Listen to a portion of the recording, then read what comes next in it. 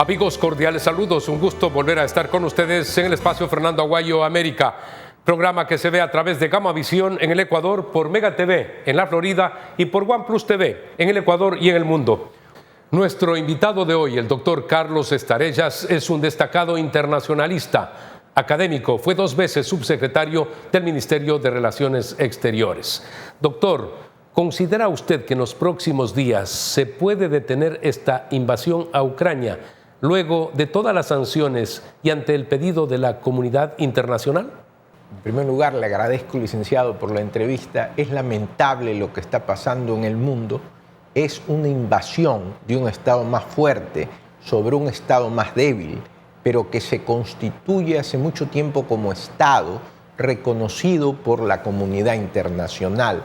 Eso llama al repudio de la comunidad internacional y se han tomado medidas que se conocen en el derecho internacional con el nombre de medidas coactivas.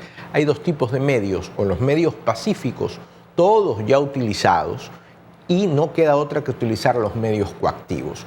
Esos medios coactivos han llevado a medidas de carácter económica, sanciones de carácter económica. La aspiración es que son tan fuertes estas sanciones, es que el señor Putin, ante esas sanciones, pueda quitar la invasión y sentarse en la mesa de negociaciones.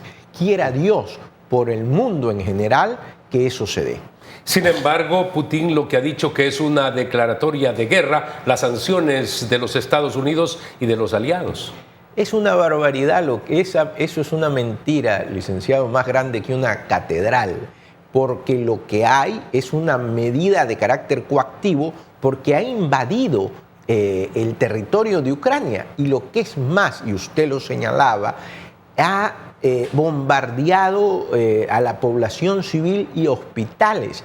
Y eso es irse en contra del derecho internacional humanitario, eso no se puede hacer. Y las acciones, digamos, de la comunidad internacional, diría yo, no han sido tan fuertes como debieron ser ante una persona como Putin que ha invadido otro Estado. Los antecedentes determinan que no han sido efectivas las medidas hasta el momento en el plano militar. Hay ayuda que llega hasta la frontera, pero el presidente está pidiendo que se cierre el espacio aéreo de Ucrania para que no hayan bombardeos. ¿Qué puede hacer la comunidad internacional en este sentido? Han dicho que no los miembros de la OTAN. Sí, las declaraciones desacertadas de Putin, ha dicho que va a utilizar el armamento nuclear. Pero el presidente de Ucrania dice una verdad: si bien se están defendiendo por tierra y hay una gran valentía de la población ucraniana, no tienen mayormente aviones y están siendo bombardeados por la aviación rusa. Entonces lo que les dice es: nos están bombardeando, nos están dejando solos y por lo menos préstenos los aviones para que los ucranianos los utilicen, porque mientras hay un verdadero heroísmo para enfrentarlos en el aire, no tienen nada. La ley marcial determinó que las personas de 18 años hasta 65 años estén en la guerra. Por eso es que al momento hay prácticamente 2.400.000 ya ucranianos que han salido del país. Son la mayor parte mujeres, niños y también ancianos. Lo que ahí se inicia es un proceso que usted, como conoce tanto de la política internacional, ha leído tanto, lo conoce, el proceso de refugiados. Es decir, el mundo se enfrenta a una gran cantidad de refugios que salen por Polonia y que se dispersarán por toda Europa. Y obviamente espero yo que el ACNUR, que es el alto comisionado de las Naciones Unidas para el Refugio, ya esté actuando. Pero esto es consecuencia de la necedad del señor Putin de invadir otro Estado, porque las tesis se pueden tratar en la mesa de negociaciones, pero no haciendo la invasión de esta manera en contra de las normas internacionales, que ha hecho Putin. La mayor cantidad de refugiados en apenas 2 semanas. Así se registra en la historia y, por supuesto, en la historia reciente. Hemos visto lo que pasaba en Siria, también sabemos lo que pasa en Venezuela, 4 millones de desplazados, pero acá, en apenas 2 semanas, menos de 2 semanas, 2.400.000 ciudadanos que han tenido que abandonar, salir apenas con una maleta muy pequeña, llevando en sus brazos a niños de 1 año, de meses, de 2, de 3 años. Mire, en las Naciones Unidas, en el año 2005, se reunieron todos los jefes de Estado y de Gobierno y aprobaron una doctrina, que es la doctrina de la responsabilidad de proteger, que decía que las Naciones Unidas podrían intervenir en delitos de lesa humanidad y en delitos de guerra. Y esta sería la oportunidad de aplicar esa doctrina. Lamentablemente, en las Naciones Unidas, la conformación del Consejo de Seguridad, que es posterior a la Segunda Guerra Mundial, le da a 5 estados, que son los que ganan la guerra, un derecho a veto. Y entre esos está Rusia. Pero debería aplicarse esta doctrina porque hay delitos de guerra enormes que ahora es imposible, digamos, no verlos porque la globalización, los medios de comunicación hacen que uno lo conozca inmediatamente.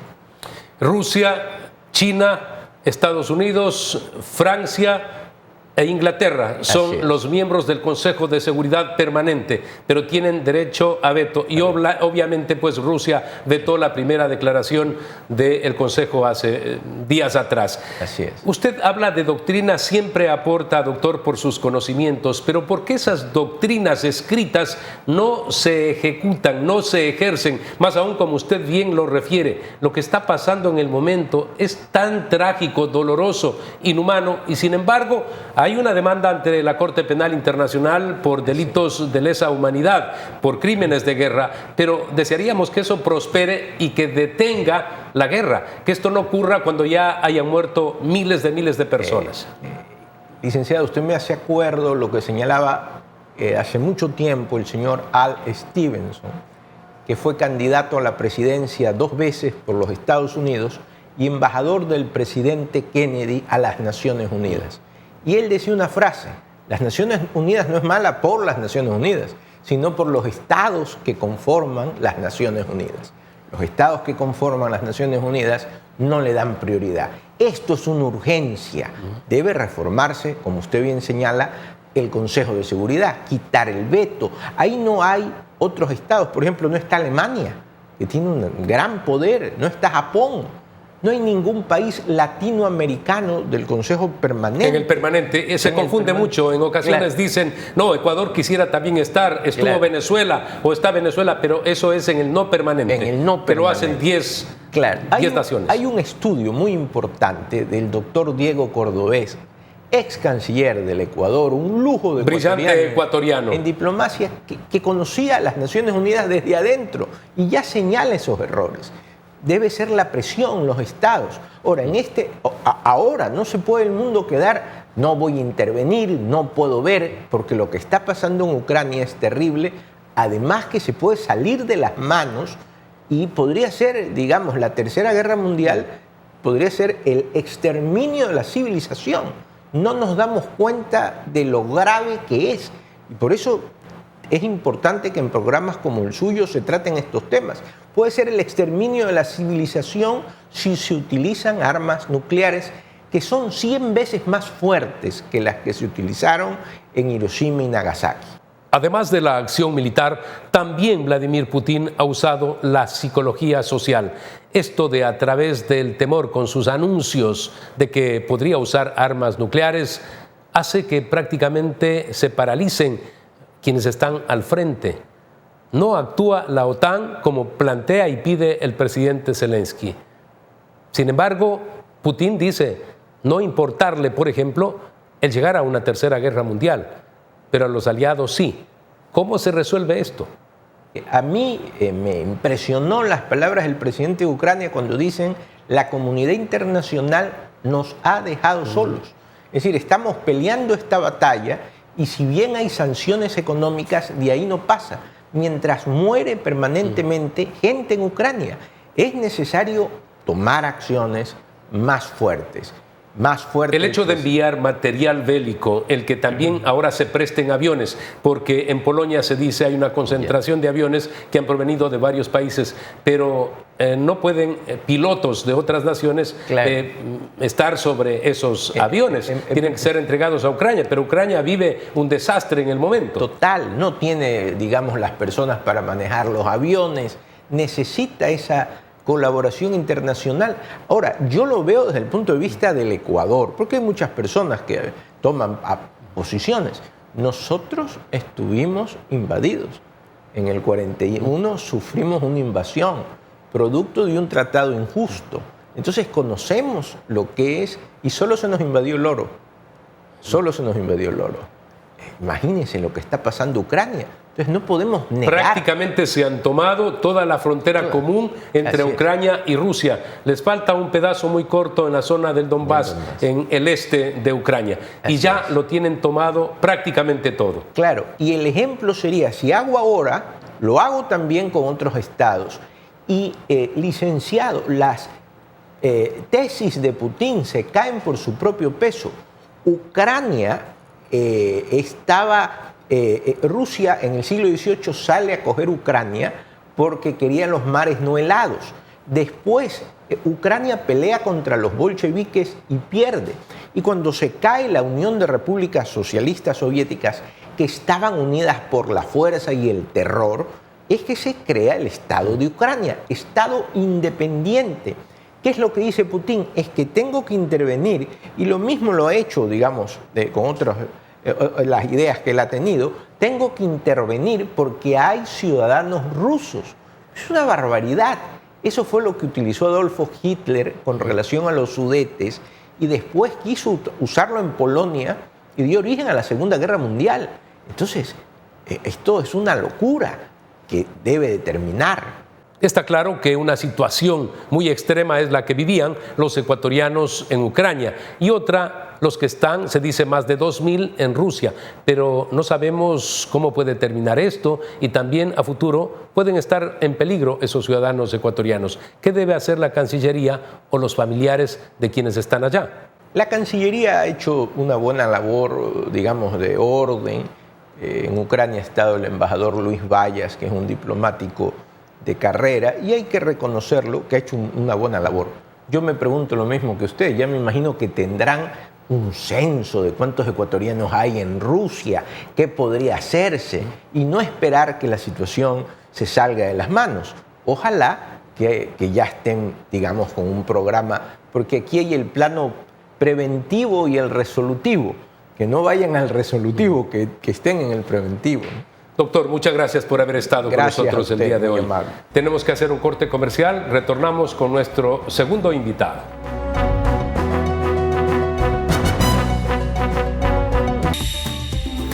Inicio de espacio publicitario.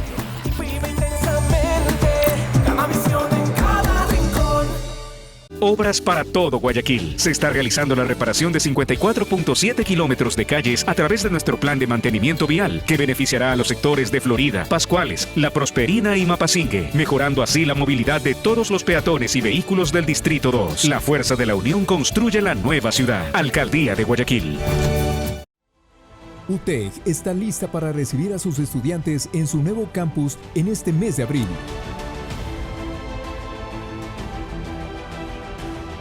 Yo quiero que cuando los estudiantes lleguen a UTEC digan, wow.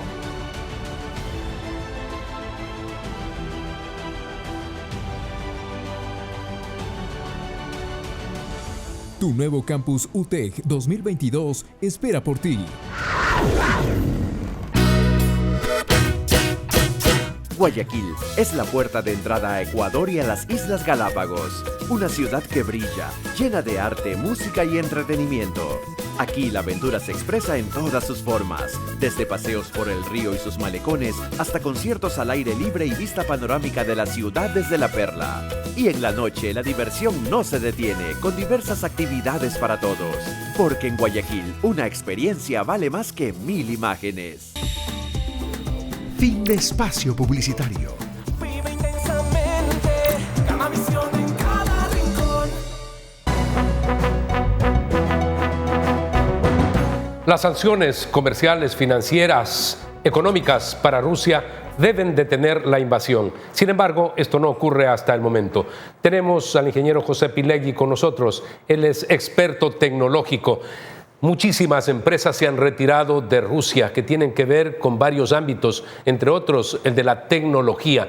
Rusia necesita de esa industria tecnológica que es provista por los Estados Unidos, por Alemania, por Japón, por diferentes países. Sin esas piezas o esas partes, ¿qué le va a pasar a Rusia en el ámbito tecnológico? Realmente la invasión rusa a Ucrania está cambiando el orden mundial. Y este orden mundial que se está cambiando significa también que las relaciones comerciales están cambiando. Las sanciones impuestas y lideradas por Estados Unidos van en el sentido correcto para, en cierto modo, limitar este ataque feroz que tiene Rusia sobre Ucrania y dejarlo desprotegido, en cierto modo, de abastecimiento tecnológico. Va a ayudar justamente en esta guerra silenciosa, que es una guerra tecnológica también al mismo tiempo, para efecto de poder aplacar esta situación en la que se está poniendo sobre todo en vilo la seguridad mundial. No solamente Ucrania la que está en riesgo, es el mundo. Y creo que hacen bien los países que son grandes productores tecnológicos, en los que también está incluido, por ejemplo, Taiwán, que es uno de los grandes productores de chips mundiales, por ejemplo, para vehículos, en limitar la fabricación de estos elementos, por ejemplo, para mandarlos a Rusia. En estos momentos, ya se sabe, hay varias marcas de automotores que han suspendido también sus operaciones. Esto va a determinar que en algún momento la propia gente de Rusia le diga a su gobierno: pare esto, porque nos está afectando. ¿Se dará esa circunstancia? Porque también hay que aclarar, en Rusia hay una dictadura, la de Putin. Bueno, esa es la estrategia que se está jugando Occidente, ¿no? Porque este es un tema de Occidente versus estas calenturas de cabeza lideradas por Putin de querer restablecer un imperio. El imperio ruso, bielorruso y ucraniano, que es propio del siglo XII, del siglo XIV. Y que ya no es dable en esta época. Solamente el experimento soviético que fracasó trató de restablecerlos y veamos cómo terminó. Después de 70 años de experimento. Y que no fueron pocos años, y costó fueron muchas 7 vidas, décadas. Y costó muchas vidas. Y justamente el pueblo ucraniano fue uno de los que más sufrió en esta devastación, primero por la colectivización liderada por Stalin, luego por el exterminio. Que destruyó los campos y todo el tema agrícola y llevó a la hambruna. Así es. Y bien tratado el tema, ¿no? El mundo, después de la década de los 50, ha vivido una situación realmente de plenitud como nunca antes, porque habían 3 grandes males que le acechaban y que fueron controlados. En primer lugar, la guerra. Grandes guerras no han habido. Esta se presenta como una oportunidad lamentable para generar un conflicto planetario. El segundo tema es el tema de las enfermedades y todo lo que tiene que ver con infecciones o epidemias. Lo acabamos de pasar con el COVID. Eso no se veía hace más de 60, 70 años en el mundo. Y la tercera cosa es la hambruna. Y justamente la hambruna es una de las situaciones en las cuales pueden caer estos países, puesto que al estar en guerra, los campos quedan abandonados. Y esta hambruna no solamente va a afectar a Rusia y a Ucrania en sus ingresos y en su alimentación, sino también al mundo, porque el 25 o el 30% en algunos casos, sobre todo la materia de cereales o gramíneas, provienen de ellos. La inflación mundial está creciendo. Los temas energéticos en Europa realmente están muy graves, ¿no? Pasar de una media de $70 o 70 euros el megavatio hora, es decir, 1000 kilovatios horas al mes, está pasando a costar $700. Es una cosa la planilla eléctrica que tienen que pagar los ciudadanos. Así es, que en cierto modo ya nosotros aquí en Ecuador nos malacostumbraron desde el año 2012 a que los que tienen mayor consumo residencial ya estamos pagando eso hace bastante rato. La dependencia de Alemania del gas de Rusia va a generar efectos, pero están mirando cómo suplantar. ¿De dónde pueden llevar el gas, por ejemplo, hacia Alemania, una vez que se suspende el suministro por parte de Rusia? El tema energético, básicamente gas y petróleo, para mí que han sido el caballo de Troya de Rusia para ingresar sigilosamente en Europa y convertirlo en dependiente. Y ahora se ven las consecuencias, ¿no? Existe una dependencia de más del 40% de su materia prima energética de Rusia, en el caso particular de Alemania. Eso es mucho, y los tienen en jaque. De hecho, no pueden romper relaciones tan fácilmente porque los gasoductos que son construidos justamente para transportar el gas que sale de Rusia hacia Occidente, llámese esto, Alemania, llámese Italia, llámese el centro de Europa o la parte occidental, realmente está muy afectada por esta situación. La primera afectación es que ante la escasez los precios han subido enormemente y por eso el dato que te acabo de comentar, Fernando, en la parte eléctrica. Pero esto no tiene solución inmediata y están comenzando a tomar acciones lo más pronto posible, no solamente los países de manera individual, sino la Unión Europea, para poder contrarrestar este embate. Estados Unidos es un extraordinario productor que siempre ha guardado las reservas, pero siempre fue un país que estaba entre el primero o segundo productor de petróleo en el mundo. Le tocará ahora sacar ese petróleo precisamente para poder ayudar a que no siga subiendo el costo del petróleo en el mundo. Estados Unidos hoy por hoy es el primer productor mundial de petróleo. Es el primer productor. Son con 16 millones de barriles día, ¿no? El tercer productor mundial es Rusia, justamente, ¿no? Y Rusia, justamente con este potencial que tiene, hace muy dependiente, sobre todo la parte occidental de Europa, ¿no? Y también envía a China buena parte de su gas y su petróleo, ¿no? Creo que las estrategias... Que se dice lo que no coloque ahora en Alemania y otros países de Europa irá hacia China. Es posible. Que en definitiva es con quien más afinidad tiene ahora Putin. Por el momento, y ha estado en una posición entre que quiere ser neutral y parcialmente aliado con ellos, ¿no? Yo creo que eso es propio de la forma de ver la vida de los chinos, tomar las cosas no diría con calma, pero sí con tiempo para ver cómo se van desarrollando los eventos. Con aparente prudencia. Y de acuerdo a eso, ver hasta dónde llegan en este conflicto. Vamos a hacer una pausa comercial, proseguimos luego del corte.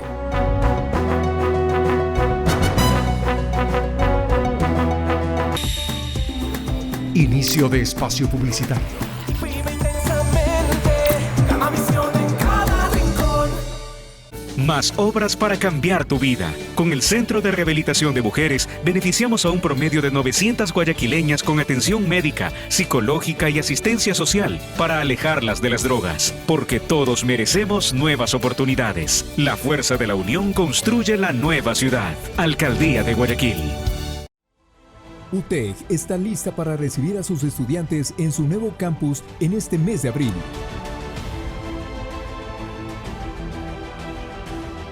Yo quiero que cuando los estudiantes lleguen a UTEC digan, wow.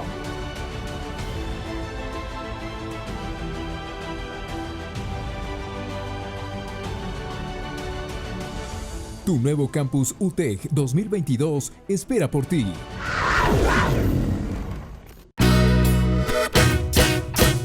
Guayaquil es la puerta de entrada a Ecuador y a las Islas Galápagos. Una ciudad que brilla, llena de arte, música y entretenimiento. Aquí la aventura se expresa en todas sus formas, desde paseos por el río y sus malecones hasta conciertos al aire libre y vista panorámica de la ciudad desde La Perla. Y en la noche la diversión no se detiene, con diversas actividades para todos. Porque en Guayaquil una experiencia vale más que 1000 imágenes. Fin de espacio publicitario. Vive intensamente, Gamavisión en cada rincón. A través del esquisto, Estados Unidos logró una mayor producción de petróleo y se convirtió precisamente en el primero, como lo afirma el ingeniero José Pilegui. Pero ¿por qué hace pocos días el presidente Biden envía una misión de alto nivel a Venezuela y se reúne esa misión con Nicolás Maduro, un gobierno al que no reconocen ellos a Juan Guaidó, sin embargo van hasta el palacio y se reúnen con el señor Nicolás Maduro? Se dice porque necesitan el petróleo de Venezuela, pero de lo que conocemos en el pasado, cuando sí compraban a Venezuela, era el 8% más o menos del consumo que requería Estados Unidos de ese petróleo. ¿Por qué ahora va a un país amigo de Rusia a pedir esto el presidente Biden? Bueno, es parte de la estrategia, ¿no? Por un lado tienes una estrategia tecnológica que ya la hablamos, por un lado tienes una estrategia energética en donde Estados Unidos está apostando al aumentar su producción local, ir supliendo esas deficiencias que ocasiona este déficit del petróleo y del gas ruso que ingresa sobre todo al occidente de Europa. Por otro lado, está viéndose la posibilidad de ya exportar petróleo americano a Europa y sobre todo a países como Inglaterra, estás hablando de países como Alemania, estás hablando de países como Italia, que son altamente dependientes en petróleo y gas de Rusia, un poco para suplirlo, pero también necesita otros aliados porque no es suficiente lo que tiene. Y por eso está... ¿Para usted es correcto que haya ido a Venezuela entonces? Yo creo que más que correcto es una necesidad de los tiempos. Y a veces te obliga a hablar con... Decisiones prácticas. Decisiones prácticas. Dejando de lado estos temas de controversia. Alguien decía, en la guerra lo imposible se hace posible.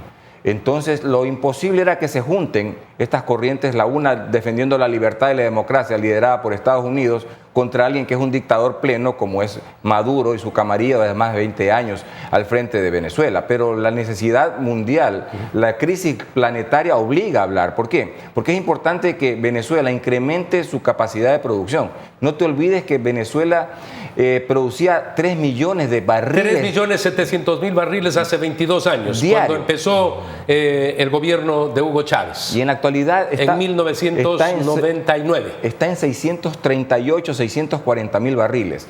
Con el ingreso que puede hacer tecnología nueva, que pueden traer los americanos con sus empresas, esa producción inmediatamente puede subirse, según han dicho ya las autoridades, a 1 millón en los próximos meses.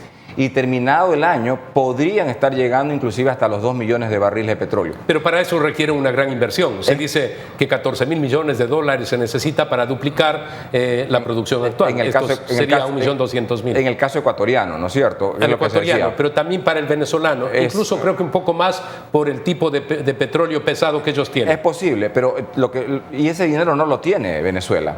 Aparte, Estados Unidos también necesita tener una fuente confiable de suministro para ellos mismos. No te olvides que ellos en el pasado eran unos grandes consumidores del petróleo venezolano, ¿no? Entonces hay una mezcla de estrategias para cercar, si se quiere, a Rusia y sus pretensiones y a todos sus aliados. Y por otro lado está dar una respuesta que no significa una respuesta de guerra, porque la otra significaría involucrarse en el conflicto directamente. En lo que hace referencia al Ecuador, ¿qué va a pasar en el país con los efectos de estas decisiones? Bueno, tenemos dos efectos, ¿no? Por un lado, el petróleo que ha subido es una posibilidad de ingreso a la caja fiscal. Un efecto positivo para el Ecuador. Por ese lado, porque se supone que ingresarán más de 2.000 millones de dólares si se mantienen estos precios altos. Mira que el Brent estaba en $137 hasta el día martes, el WTI estaba en 127, 128. Ha bajado un poco estos días, un 14%, pero igual son precios extraordinarios, andan en 107 el uno, en 112 el otro. Son muy buenos valores que ni siquiera nos esperamos. El presupuesto del Estado está basado en $60 el barril. Significa que te están ingresando $50 adicionales por barril. Si eso tú lo extrapolas al año, significaría que ingresarían más de 2.000 millones adicionales a la caja fiscal. Aquí eso es importante, en la parte positiva. ¿En lo negativo? Yo diría que, pero a esto positivo hay que decirle al gobierno que ese dinero extra que está entrando, que ya ingresó también en buena medida el año pasado, lo utilicemos para desarrollar al país, para hacer inversión pública, para que mueva la economía, no solamente para que se nos vean los ciudadanos o a las empresas como contribuyentes de dinero. Y lo negativo, por otro lado, tenemos que nuestro sector exportador comienza a estar golpeado. El 25% de las exportaciones bananeras del Ecuador van a Rusia, otro porcentaje va a Ucrania, que en total hacen un número que anda abordando entre los 1.200 millones de dólares. Súmale esto pescado, súmale esto camarón, súmale esto café y otros productos adicionales. Por tanto, tendrá que hacerse una estrategia nacional gubernamental con sector exportador para ver dónde se redireccionan estos productos que están diariamente. Tú no puedes parar a una planta que te produce banano diariamente que no deje de producir. Tienes que seguir produciendo y tienen que esas cajas seguir llenándose y tienes que seguir exportándolas. Y por otro lado, buscar mecanismos para que dentro de esta situación de crisis estos mercados permitan asimilar esta producción que no se puede quedar botada en los campos o pudriéndose o dejando miseria. Gracias, ingeniero Pilegui. Pero definitivamente no corresponde solamente al sector privado buscar cómo superar esta crisis. Cabe que el Estado se meta de lleno en esto. Estamos hablando de productos ganadores históricos, productos que están en el mercado internacional y que hacen posible el fortalecimiento de la dolarización. No se puede decir que vean cómo se arreglan los empresarios. No, esto es de gobierno y por supuesto del ámbito privado. Amigos, recuerden ustedes que tienen una cita la próxima semana a través de Gamavisión en el Ecuador, por Mega TV en la Florida y por OnePlus TV en el Ecuador y en el mundo. Una cita con el espacio Fernando Aguayo, América.